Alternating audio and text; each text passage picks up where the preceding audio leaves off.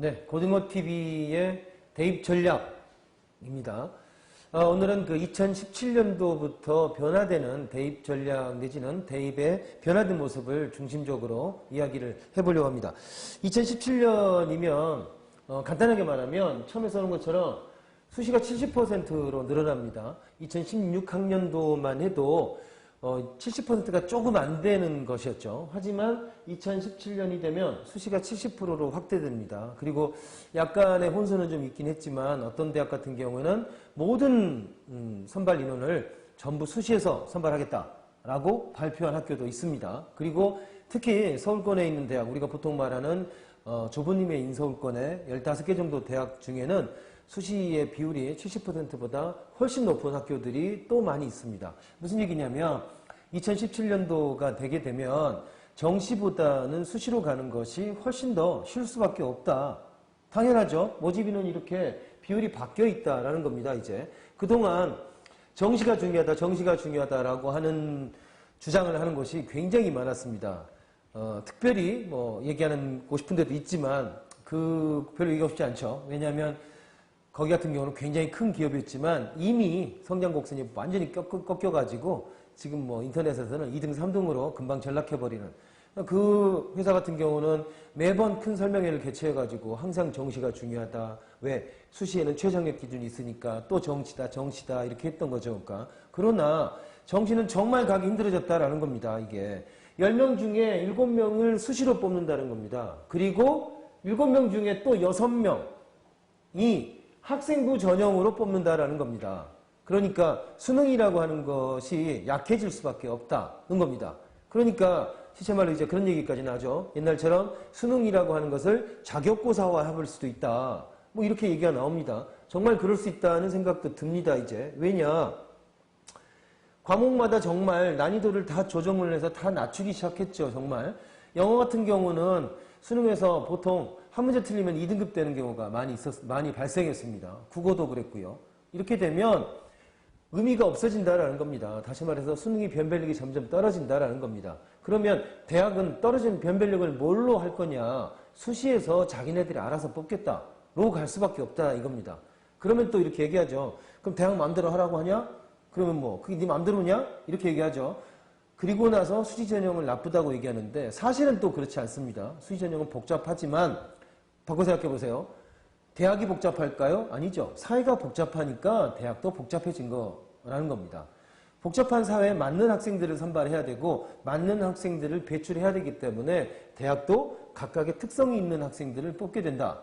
이런 얘기입니다. 그래서 2017학년도에서는 이렇게 수시가 점점점 늘어나서 표를 보시면 아시겠지만 2005년부터 시작해가지고 64, 67, 69.9 이렇게 해서 수시 인원이 점점점 늘어나고 있다는 겁니다. 그리고 또 하나 특징적인 중 하나가 뭐냐면 10명 중에 6명이 학생부 전형으로 선발한다라는 겁니다. 학생부 전형은 크게 나누면 두 가지가 있죠. 학생부 교과 전형과 학생부 종합 전형이라고 했죠. 학생부 교과 전형 같은 경우는 내신이 중요한 전형이라고 했고 학생부 종합 전형 같은 경우는 내신보다는 그 외 활동이나 기타 등등을 포함한 전형이다라는 겁니다.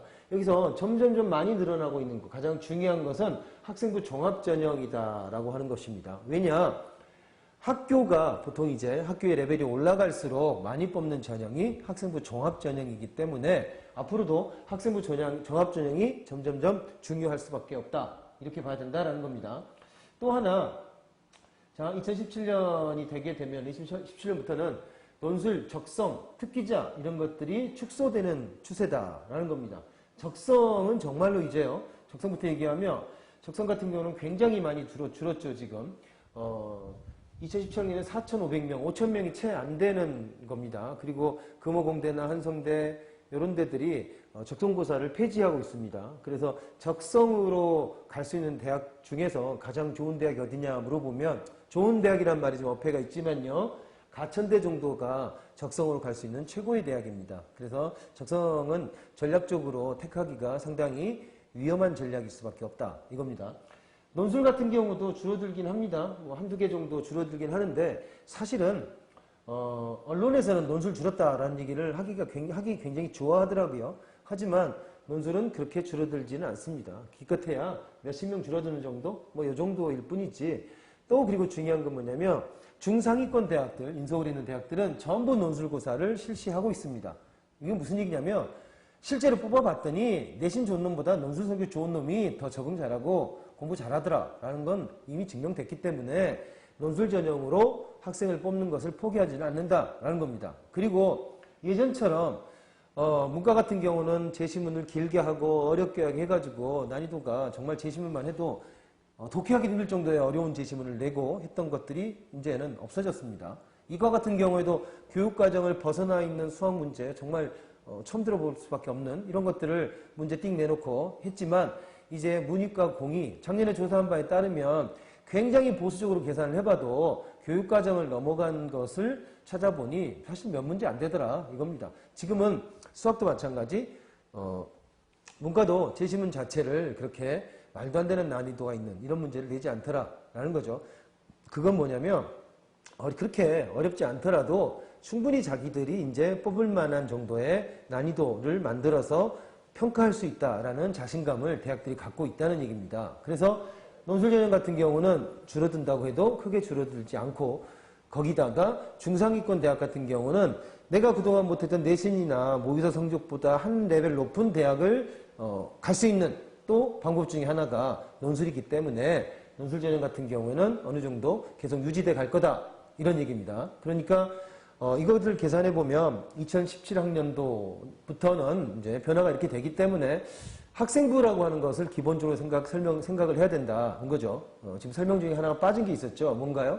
학생부 중심이었는데 학생부 중심 전형 중에 교과는 뭐 내신이니까 그렇다 치고 학생부 종합 전형이라고 하는 것을 우리가 이제 본격적으로 탐구해 봐야 될 때가 되지 않았나라는 겁니다. 이제 정말로 성적이 아니고 다른 것으로 만약에 좋은 대학을 간다면 학생부 종합 전형을 빼놓고는 얘기할 수가 없다. 이렇게 얘기할 수 있다는 겁니다.